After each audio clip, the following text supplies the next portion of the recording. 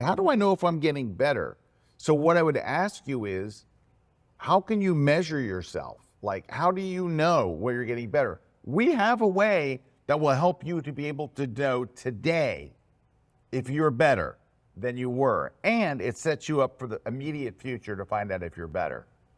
And that is doing something that people really resist doing.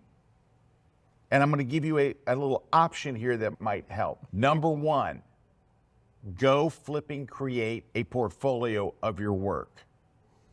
When you are forced to look at your best images, 24 of your best images, when you have collected your 24, you're going to have a baseline for where you are as a photographer. You're going to have an idea of like, okay, this is where I am. This is where now, I'm going to tell you this. If you go, yeah, I wanted to do that, but I don't know how. One of the classes, I'm not trying to pitch my class at Photoshop World, but I'm doing a class on how to create your portfolio using something you're already paying for.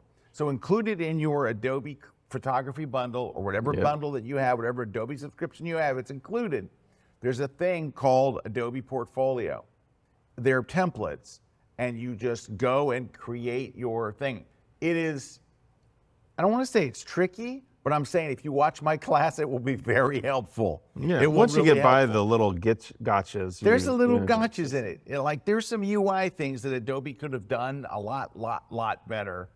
But when you're done, it looks fantastic. It's hosted for free, and you can choose from all different templates. It's optimized. It's optimized if you for have mobile. somebody walking all you that good through it stuff. like me, right? You'll have no problem. You can set it up in 1 hour. In 1 hour, but it's bigger than just having a portfolio. And by the way, when you create this, you don't have to show anybody.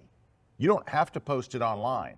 You don't. But it's the act of finding your best photos. Yeah. You never have to hit the publish button. Or you can hit the publish button and uncheck the box that says make it public. You don't have to let anybody see it. But this is something you need to do. Because here's what, so many photographers, they shoot all kinds of different stuff. They have thousands of images, thousands and thousands and thousands on their computer, and they have no idea what their best ones are. Mm-hmm. And if you say, send me your 10 best photos, they're completely stymied. They have no idea what their 10 best photos are. Like I can go find my photos immediately. I have a portfolio, I know exactly what they are. But let me tell you why the portfolio thing works in the big picture. Is number one, it forces you first to take a look at your work. And you're going to have an idea of if you're progressing or not. If you look at your images and you go, crap, I'm doing pretty good. That's good. But this is your baseline. Because now now that you have a baseline, then you can see how you progress. How do you know if you progress? Ready? If you take a shot that's so good that it's better than one of the shots you have in your portfolio, you replace that, right?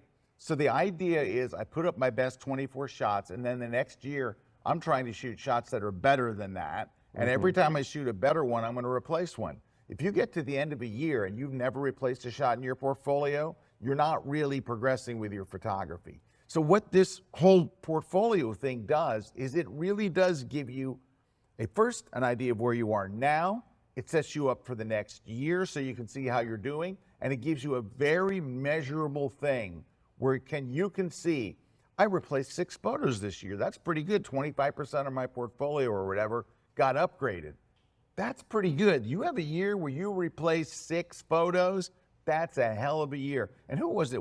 I believe it was Ansel Adams that said, and I can get you the exact quote, but I think he said like 6 great photos that you take in any year is a really good take. 6. Yeah. So 1 every 2 months. If you can take a photo every 2 months that's better than your best, man, that's really, really saying something. And just leave it to 24 photos. Now, if you only do 20, that's fine, but don't go to 36 or any of that crap. It's not 12 of your best photos and then 24 of your second best and then 16 of your third best. Just your best photos.